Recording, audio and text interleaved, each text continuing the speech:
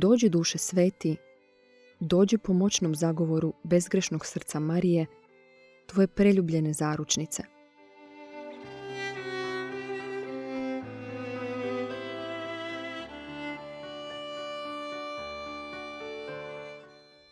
Iz Evanđelja po Mateju. U ono vrijeme Isus, ugledavši mnoštvo, uziđe na goru. I kad sjede, pristupe mu učenici. On progovori i stane ih naučavati. Blago siromasima duhom, njihovo je kraljevstvo nebesko. Blago ožalošćenima, oni će se utješiti. Blago krotkima, oni će baštiniti zemlju. Blago gladnima i žednima pravednosti, oni će se nasititi. Blago milosrdnima, oni će zadobiti milosrđe. Blago čistima srcem, oni će Boga gledati. Blago mirotvorcima, oni će se sinovima Božjim zvati. Blago progonjenima zbog pravednosti, njihovo je kraljevstvo nebesko. Blagom vama, kad vas zbog mene pogrde i prognaju i sve zlo slažu protiv vas. Radujte se i kličite, velika je plaća vaša na nebesima.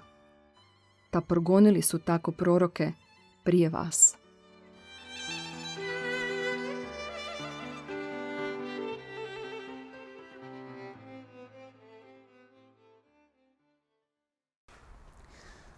Dragi brate i draga sestro, vjeruješ li da ako budeš siromašan duhom, biti ćeš radostan?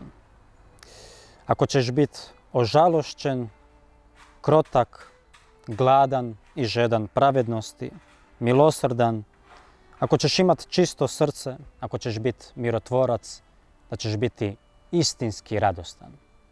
U konačnici, ako budeš proganjan zbog toga što si Isusov, zbog toga što se priznaješ njega, njegova nauka, njegova imena i što više svako može primijetiti po tebi da si Isusov i zbog toga možda nekad ćeš iskusiti nekakve neugodne trenutke u ovome svijetu.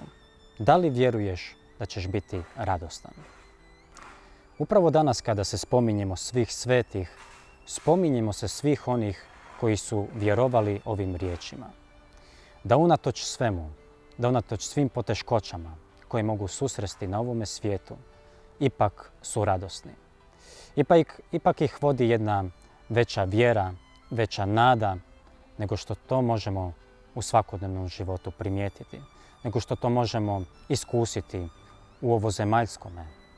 Neka i tebe, danas kada se spominjemo svih onih svetih koji uživaju radost vječnog života, neka te obraduje ta jedna nebeska radost, ta jedna nebeska baština za kojom svi mi čeznemo, da već sada, unatoč svim poteškoćama, možeš živjeti onako kako se to živi i u nebu. Doživi Isusa i živi radosno.